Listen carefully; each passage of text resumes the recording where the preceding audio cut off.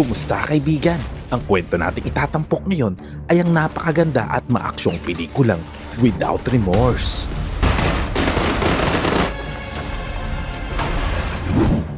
Nagsimula ang eksena sa pagpapakita sa mga US Navy SEALs na nagsasagawa ng kanilang misyon. Kailangan nilang iligtas ang isang spy ng CIA na bihag ng hukbo ng Syria. Ngunit matapos nilang matagumpay na mailigtas ang bihag, nadiskubre ng pinuno ng grupo na si John Kelly na wala sila sa headquarters ng hukbo ng Syria, kundi nasa Russia. Nang mapagtanto nila ang kanilang pagkakamali, agad nilang pinlano ang agarang pag-alis. Sa kasamaang palad, habang sila'y bumababa, bigla silang inatake ng isang RPG na pinaputok ng isang pangkat ng mga sundalo. Sa lakas ng pagsabog, nabutas ang sahig na kinatatayuan nila at bumagsak ang buong grupo sa ibaba. Mabilis na lumaban si Kelly upang magsagawa ng counter-attack, habang si Robert naman, ang agent ng CIA na kasama sa operasyon, ay mas piniling iligtas ang bihag. Matapos patayin ni Kelly at ng kanyang mga kasamahan ang lahat ng kalaban, agad silang tumakbo kasama si Robert at ang kanilang nailigtas na bihag papunta sa helicopter na naghihintay sa kanila. Hindi napigilan ni Kelly ang kanyang galit dahil pakiramdam niya ay sinadya ni Robert na ilagay siya sa bitag at ipinasugod sa kanila ang military base ng Russia. Ngunit mariing itinanggi ni Robert na alam niya ang bagay na iyon at sinabi nitong hindi niya intensyong ipahamak ang kanilang grupo. Makaraan ng 3 buwan, nagretiro na si Kelly sa pagiging sundalo at ginugol ang kanyang oras kasama ang kanyang pamilya. Malalaman naman natin na ang asawa niyang si Pam ay buntis sa kanilang unang anak. Nang mga araw na iyon, bumisita si Kelly sa bahay ng isang matalik na kaibigan at ikinwento ang kanyang bagong karanasan bilang isang security guard. Samantala, isa sa mga kaibigan ni Kelly na kasama rin sa rescue mission sa Syria ay makikitang naglalaan na rin ng oras kasama ang kanyang pamilya. Ngunit sa kasamaang palad, habang palabas ito ng bahay upang magtapon ng basura, bigla siyang nabangga ng isang mabilis na sasakyan. Sa harap mismo ng kanyang anak na babae, siya ay namatay at ang batay napasigaw sa sobrang takot at dalamhati. Pagkatapos ay isang pinaslang ang mga kaibigan ni Kelly na kasama sa secret mission sa Syria ng isang grupo ng mga hindi kilalang tao. Isang gabi, habang naghahanda ng matulog si Kelly at ang kanyang asawa sa kwarto, nakaramdam siya ng pagkabalisa kaya't bumaba siya upang kumuha ng merienda at makinig ng musika. Bigla namang nawalan ng kuryente sa buong bahay at makikita ang mga kalalakihan na palihim na pumapasok sa bahay papunta sa kanilang kwarto. Pinagbabaril ng mga hindi kilalang tao ang kama kung saan mahimbing na natutulog ang kanyang asawang si Pam. Nang marinig ang kaguluhan mula sa itaas, mabilis na kumaripas si Kelly upang kunin ang kanyang baril. Nakita niya ang anino ng isa sa mga kalaban at agad niya itong binaril. Bagaman nakapatay siya ng ilan sa mga sumalakay, ay malubha din siyang tinamaan ng bala. Sa kabutihang palad, naubusan ng bala ang isa sa mga lalaking nagtangkang bumaril sa kanya, kaya't nagpasya na lamang itong tumakas palabas ng bahay. Pagkatapos, makikita na dinala si Kelly sa hospital na may matinding tama ng bala. Matapos ang insidente, nagkaroon ng mahalagang pagpupulong sa pagitan ng mga opisyal ng CIA at ng SEALs. Ibinunyag ni Robert ang buong pangyayari noong iniligtas ng grupo ni Kelly ang bihag. Sa huli, nagpa siya silang imbestigahan ng kaso. Samantala sa ospital, muling nagkamalay si Kelly. Ngunit labis ang kanyang pighati nang malaman niyang ang kanyang asawa pati na ang sanggol na dinadala nito ay namatay. Nang bumisita sa kanya si Karen, ang kanyang dating pinuno sa SEALs, mariing nakiusap si Kelly na ibigay sa kanya ang mga pangalan ng taong umatake sa kanila. Subalit ipinaalam ni Karen na iniimbestigahan pa ang kaso at wala siyang alam kung sino ang nasa likod ng pag-atake. Ilang araw ang lumipas, nakatanggap si Karen ng imbitasyon para sa isang closed-door meeting kasama sina Robert at ang Secretary of Defense na si Thomas Clay na gaganapin sa Washington, D.C. Sa pulong na iyon, sinabi ni Robert na ang mga taong pumatay sa asawa ni Kelly ay mga sundalong Ruso na miyembro ng FSB o Federal Security Service ng Russian Federation. Ginawa nila ito bilang ganti sa pag-atake ng grupo ni Kelly sa himpilan ng FSB sa Aleppo, Syria. Ang mas masaklap pa, isasara ng Amerika ang kaso upang maiwasan ang alitan laban sa Russia. Ngunit hindi matanggap ni Karen ang desisyong ito. Lumipas ang panahon, patuloy pa ring nagte-therapy si Kelly upang maibalik ang kanyang pisikal na lakas. Hanggang sa isang araw, dumating si Karen upang sabihin sa kanya na ang mga sundalong Ruso ang nasa likod ng pag-atake. Ngunit tuluyan ng isinara ang kaso. Dahil sa pag-aalala kay Kelly, ibinigay niya rito ang ilang mga dokumento at larawan ng isang passport maker na nagngangalang Andrei. Siya ang tumulong sa mga sundalong Ruso na makapasok sa Amerika, kaya't malaki ang posibilidad na alam niya kung sino ang utak sa nangyaring pag-atake. Kinagabihan, matapos ang kanyang training session, bumalik si Kelly sa kanyang bahay at binuhusan ang sarili ng alak. Pagkatapos, nagtungo si Kelly sa opisina ni Andrei. Nagkunwari siyang lasing at paika-ika ang paglalakad, kaya't nakabanggaan niya ang dalawang bodyguard ni Andrei. Nang makita niyang nakasakay na sa kotse si Andrei, agad na bumalik si Kelly sa kanyang sasakyan. Sinundan niya ito at sinadyang binangga upang maipit ang kotse ni Andrei sa pagitan ng isang truck at ng isang sedan, dahilan para hindi nito mabuksan ang pinto. Maya-maya, sinilaban ni Kelly ang kotse ni Andrei bago siya sumugod sa gitna ng apoy at pumasok sa loob. Itinutok niya ang kanyang baril kay Andrei at tinakot ito upang ibunyag ang pangalan ng taong nag-utos ng pag-atake at pumatay sa kanyang asawa. Tumanggi si Andrei na magsalita, kaya't binaril siya ni Kelly sa binti upang mapilitang kumanta. Sa huli, binanggit ni Andrei ang isang pangalang Viktor Rykov. Pagkatapos ay tuluyan niyang pinatay ito at sumuko sa mga pulisya.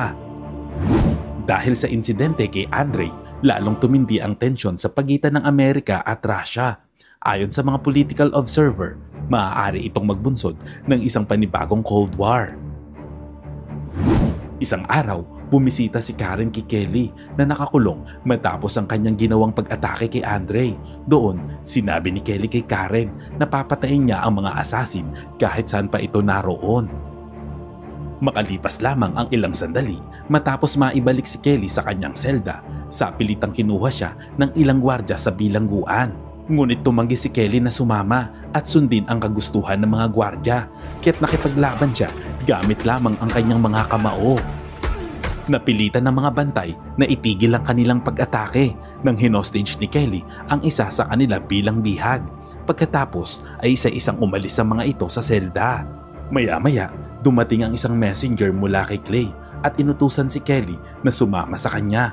Pumayag naman si Kelly at dinala siya sa opisina. Pagdating doon, ipinakita sa kanya ang hanay ng mga larawan at sinabing kilalanin ng mga ito pati na rin ang pangalang nakuha niya mula kay Andrei. Pagbanggit niya ng pangalang Viktor Rykov, ipinaalam ni Robert na si Viktor ay isang dating opisyal ng Spetsnaz na sa ngayon ay isang espiya ng Russia habang nasa Amerika at matagal ng target ng CIA, ngunit hirap silang mahuli ito. Ayon sa impormasyong nakalap ng CIA, kasalukuyang nagtatago si Viktor sa Murmansk, Russia. Nang malaman ni Kelly na buhay pa ang pumatay sa kanyang asawa, inalok niya ang CIA na tulungan silang mahuli si Viktor. Sa una, tumanggi si Clay, ngunit sa huli, pumayag din sa kondisyong kapag natapos ang misyon, babalik si Kelly sa kulungan.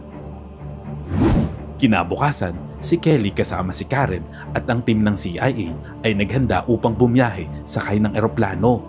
Ilang oras ang lumipas, papalapit na ang eroplano sa teritoryo ng Russia.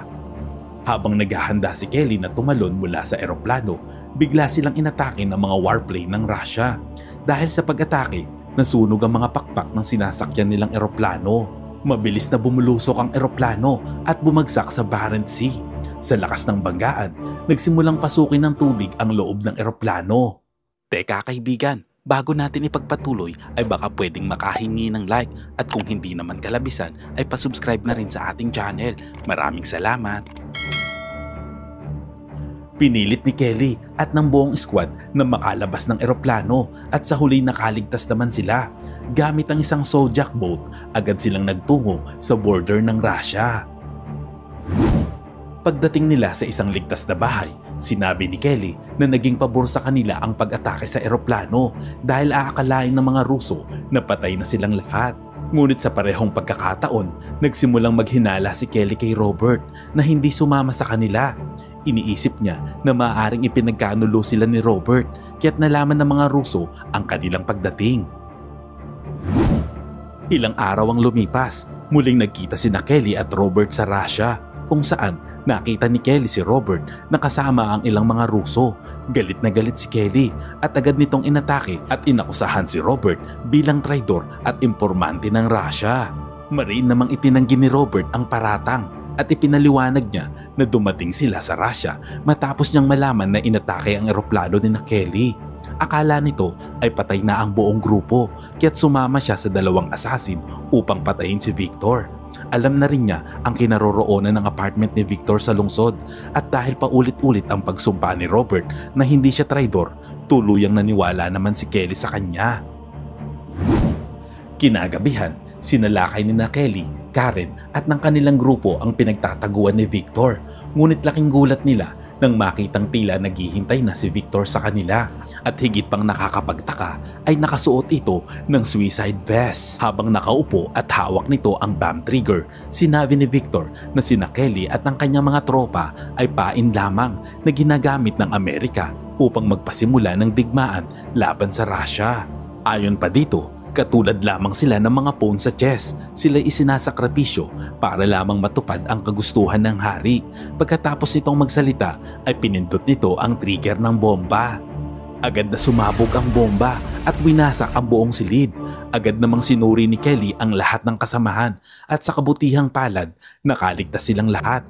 Ngunit biglang may umatake sa kanila na isang sniper at isa sa kanilang mga kasamahan ang napatay. Hindi lamang iyon, pinaslang din ng sniper ang dalawang pulis na Ruso na nagpapatrolya sa labas ng gusali. Dahil dito, tiyak na pagbibintangan sina Kelly at ang kanyang grupo na sila ang pumatay sa mga pulis. Nagpatuloy sa pamamaril ang sniper kaya't napilitan silang magtago sa kadiliman ng gumuhong apartment ni Victor. Palihim namang dumaan si Kelly sa isang butas ng pader matapos matukoy kung saan nagtatago ang sniper. Sa huli, matagumpay nilang napaslang ang kalaban. Sa kasamaang palad, sa labas ng gusali, nakapalibot na ang mga pulis at mga sundalong Ruso. Inutusan naman ni Kelly ang kanyang mga tropa na tumakas na sa likurang bahagi, habang siya naman ang humarap sa mga pulis at sundalo.